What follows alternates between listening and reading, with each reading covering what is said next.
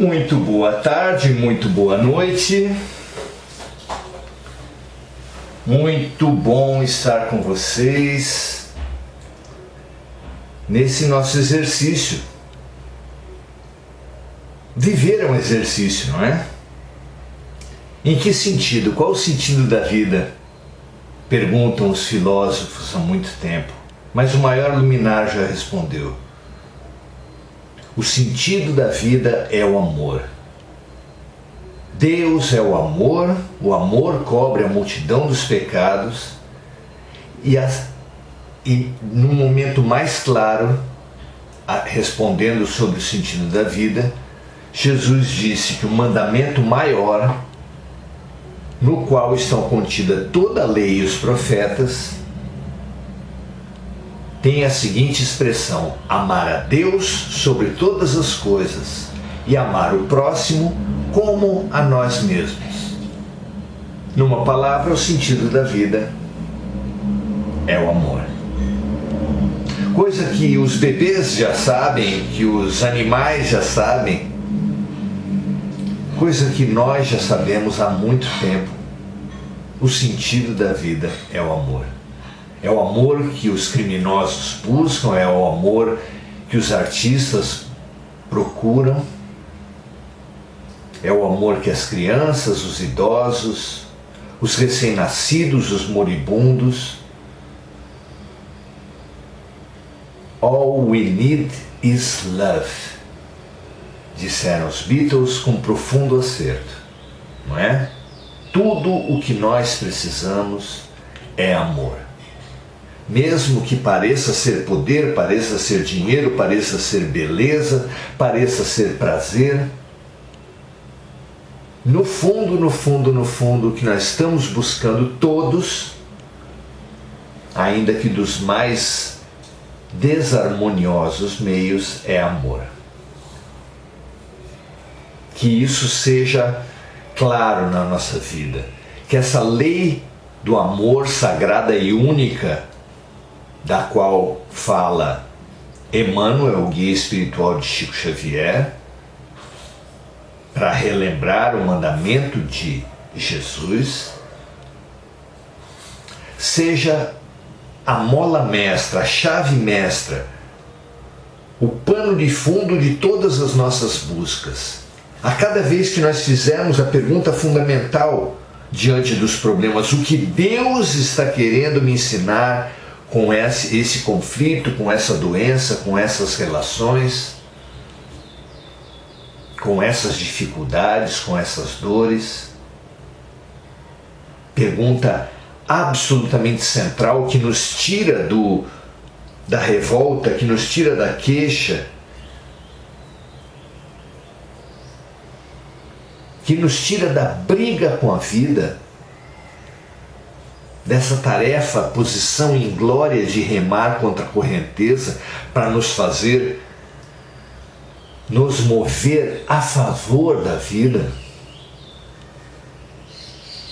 Lembremos, olhemos tudo com esses óculos.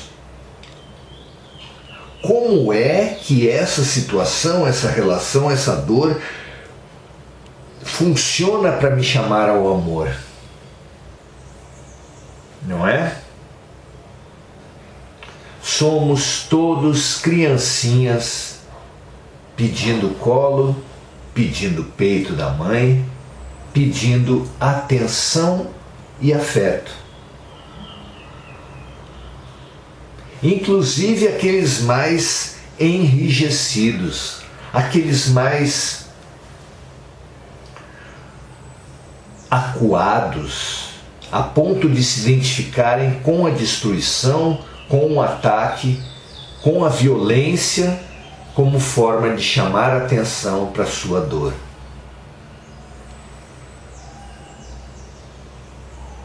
Hoje nós viemos falar do item 75 do capítulo 28 de O Evangelho segundo o Espiritismo.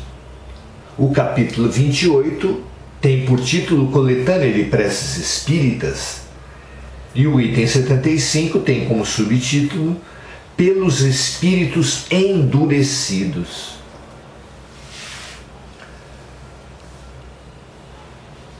nós viemos à Terra na posição de alunos repetentes. Aqueles alunos que, quando a professora dava aula, eles se distraíam, saíam da sala, pensavam em enganar a professora para dar uma volta na escola, para jogar bola, para pular um muro.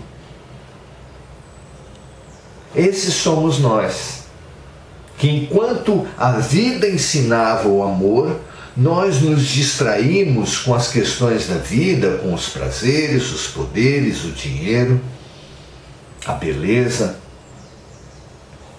as vinganças.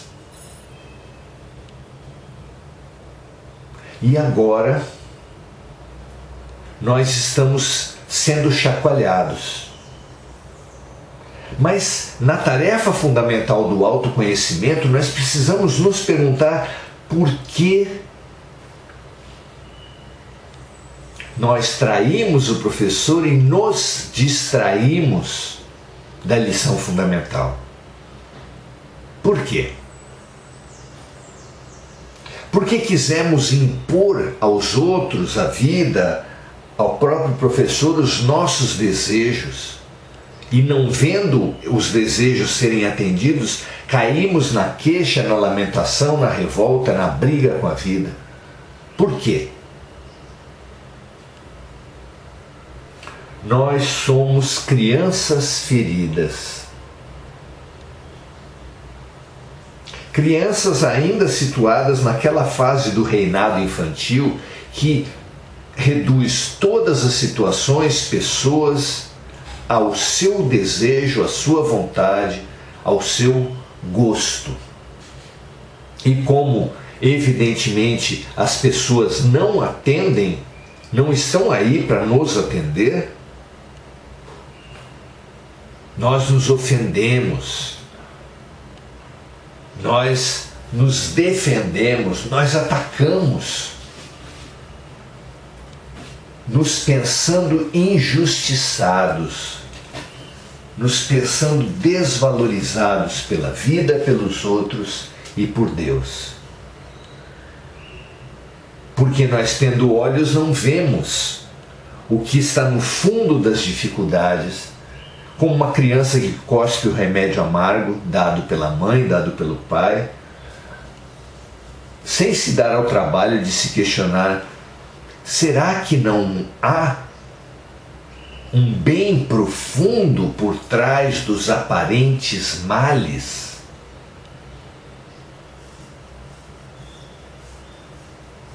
Dividindo a vida entre o que é a favor e o que é contra os seus desejos, só o que é a favor das suas vontades sendo bom e tudo o que é contrário aos seus desejos sendo mal, sendo males, a criatura só pode ficar oprimida, massacrada, vencida, ferida.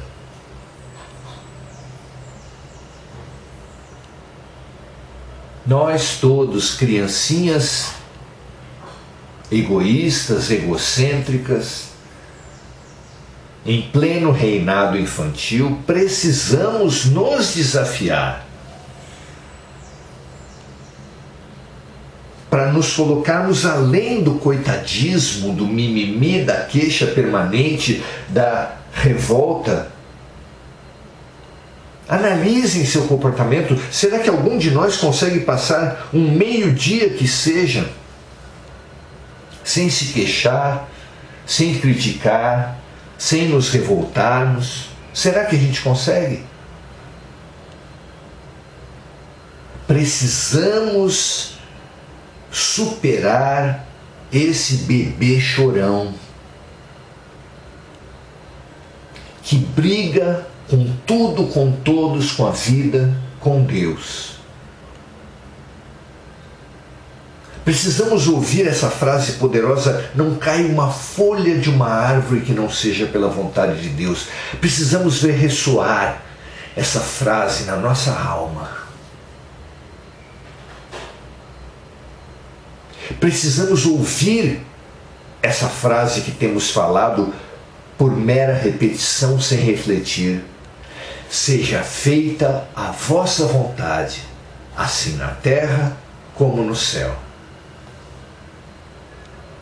E com esse remédio profundo, ir superando o nosso desejo, o nosso interesse, a nossa vontade como centro do universo, como centro da vida, não só nossa, como de todos à nossa volta.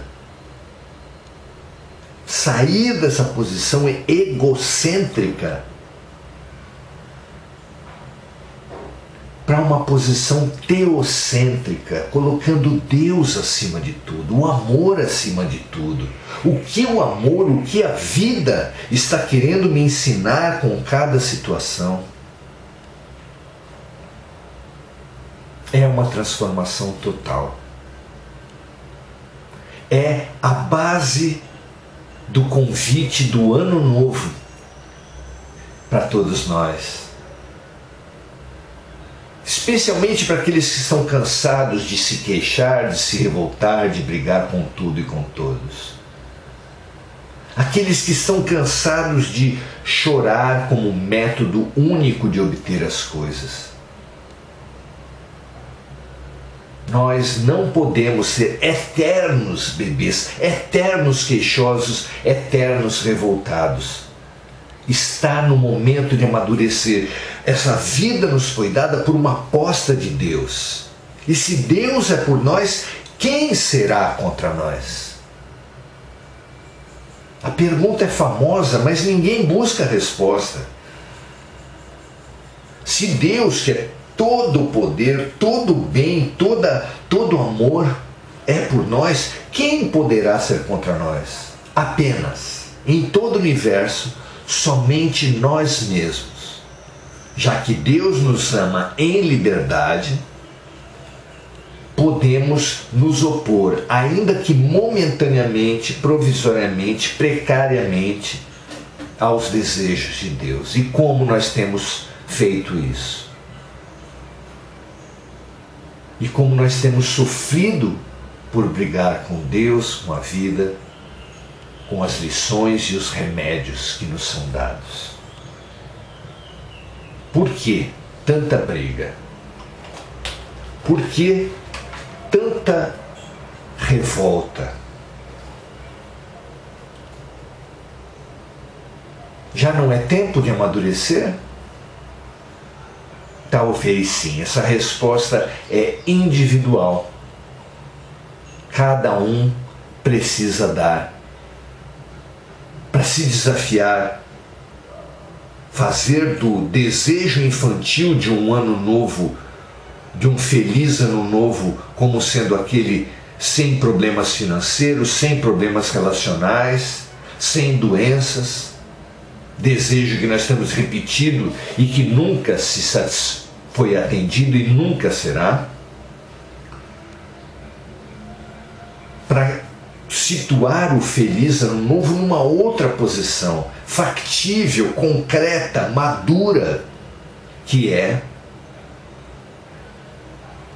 coragem e lucidez, para buscar as lições e os remédios e aceitar as lições e os remédios e nos transformar com as lições e os remédios que o ano vai nos trazer, que a vida que Deus vai nos trazer.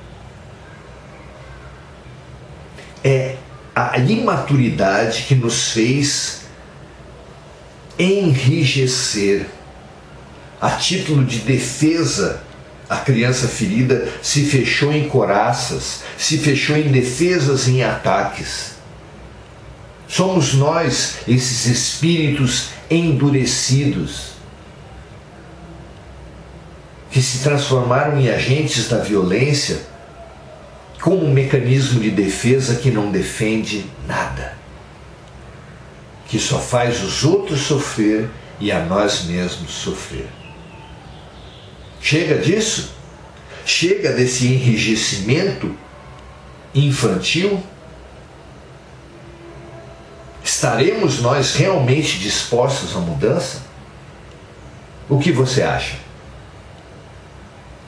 Vamos então pensar sobre isso a partir do item 75 do capítulo 28, pelos espíritos endurecidos. A oração que Kardec, sob a inspiração dos espíritos de luz, nos ensina a fazer. Ele faz um prefácio, uma introdução e depois nos traz a prece. Vamos ao prefácio. Os maus espíritos são aqueles que o arrependimento ainda não tocou, que se comprazem no mal e nele não concebem nenhum remorso, que são insensíveis às censuras, repelem a prece e frequentemente blasfemam contra o nome de Deus. São essas almas endurecidas que depois da morte se vingam nos homens dos sofrimentos que experimentam e perseguem com seu ódio aqueles a quem odiaram durante a vida, seja pela obsessão, seja por uma falsa influência qualquer. Entre os espíritos perversos, há duas categorias bem distintas: aqueles que são francamente maus e os que são hipócritas, que se vestem de virtude, que se vestem de buscadores do bem dos outros, do bem comum. Você já reparou que os pedófilos são frequentemente vistos pela comunidade como pessoas de bem? Que os psicopatas compõem personagens acima de qualquer suspeita? Esses são os espíritos endurecidos mais difíceis de serem revertidos, convertidos, descobertos em sua bondade, em sua beleza profunda.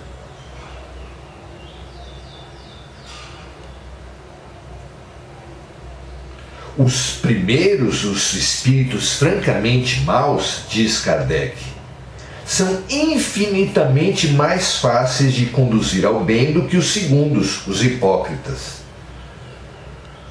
Esses francamente maus são mais frequentemente de natureza bruta, grosseira, enquanto que os hipócritas, os pedófilos, os estelionatários, os psicopatas são extremamente inteligentes.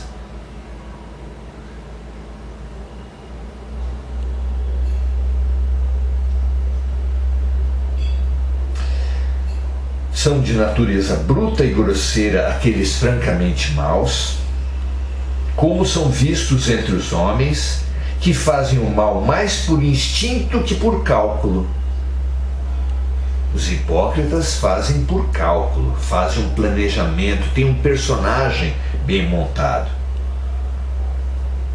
E não procuram se fazer passar por melhores do que são, aqueles francamente maus. Mas há nele um germe latente que é preciso fazer eclodir, o que é conseguido quase sempre com a perseverança, a firmeza unida à benevolência, pelos conselhos, pelo raciocínio e pela prece. Na mediunidade, a dificuldade que eles têm em escrever o nome de Deus é indício de um temor instintivo, de uma voz íntima da consciência que lhes diz que são indignos. Aquele com quem ocorre isso está no limiar da conversão e pode-se esperar tudo dele, basta encontrar o ponto vulnerável do coração. Lembro de uma passagem, de uma missão descrita nos livros de André Luiz, em que eles foram atender uma grande liderança do mal, um grande rei das trevas, que depois de muito tempo promovendo males, destruição, violências, obsessões, perseguições, estava realmente cansado. E como ninguém fica abandonado no universo de Deus, há olheiros da luz nas regiões mais trevosas. Esses olheiros perceberam o cansaço, perceberam a dúvida, perceberam a vontade de mudar naquele homem. Era muito tênue aquela vontade, mas ela foi percebida. E foi montada toda uma excursão para resgate daquele líder do mal. Chegando até ele, ficaram em dúvida. Ele ainda estava muito rígido, muito fechado, muito odioso. Fizeram emissões de energia, fizeram preces coletivas, doaram tudo o que eles sabiam, amoleceram, é verdade, aquela casca rígida, mas não conseguiram vencer. Então jogaram a cartada. Uma mãe, a mãe mais amada por ele e que mais o amou nas muitas vidas, e que há tanto tempo rezava, trabalhava, tratava, ajudava o filho sem ser percebida e sem ser atendida, veio, como não poderia deixar de ser, naquela excursão de resgate. E conseguindo algum amolecimento com as energias, com as preces, com as doações daqueles socorristas, ela entrou em cena. E a cena descrita por André Luiz é maravilhosa. Percebida aquela mãe naquele ambiente, desmontou o grande monstro, a grande liderança do mal,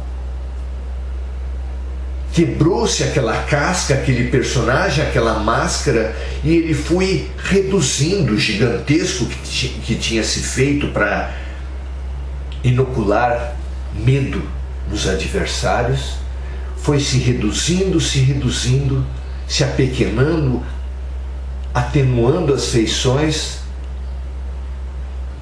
até que se transformou numa criança, aconchegando-se ao colo da mamãezinha, finalmente na forma de um bebê. Forma na qual foi levado por aquela alma amorosa e bondosa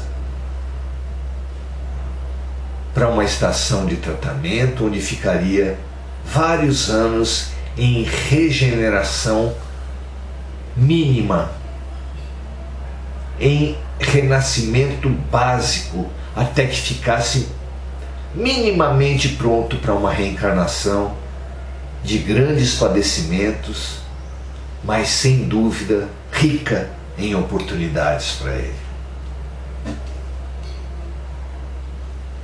Que nós visualizemos nessa cena o nosso próprio resgate, o resgate de Paulo de Tarso, o resgate de Maria Madalena, o nosso resgate.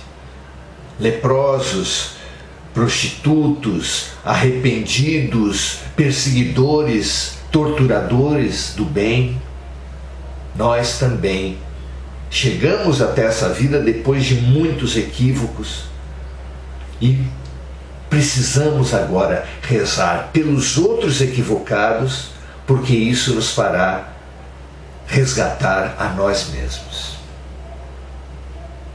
Senhor, dignai-vos lançar um olhar de bondade sobre os espíritos imperfeitos que ainda estão nas trevas da ignorância e vos desconhecem, notadamente sobre as pessoas equivocadas que estão nas nossas mentes, nos nossos corações, e sobre os nossos próprios e muitos equívocos.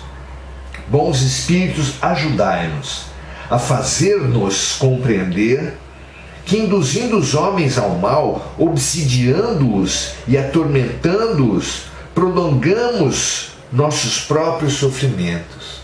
Os nossos projetos de mágoa, de rancor, de vingança, só nos envenenam como um pincel que, para pintar de preto uma parede, antes de qualquer parede, pinta a si mesmo.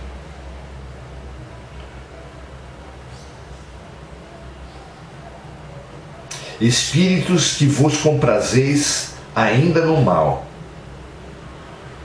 vindes de ouvir a prece que fizemos por vós.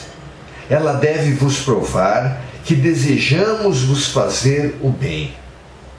Nós precisamos nos conscientizar de uma legião de amores, a começar pelo nosso espírito protetor, que estão muito empenhados em nos resgatar, porque enxergaram em nós aquele cansaço da promoção da destruição, da violência, das vinganças.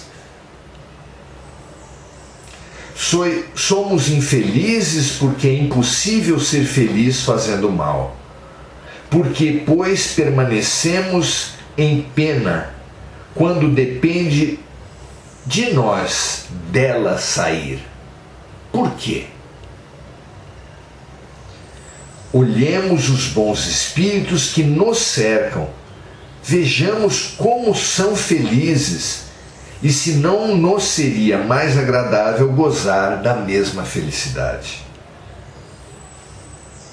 Alguns de nós dirão que isso é impossível, mas nada é impossível àquele que quer, porque Deus nos deu, como a todas as suas criaturas, a liberdade de escolher entre o bem e o mal.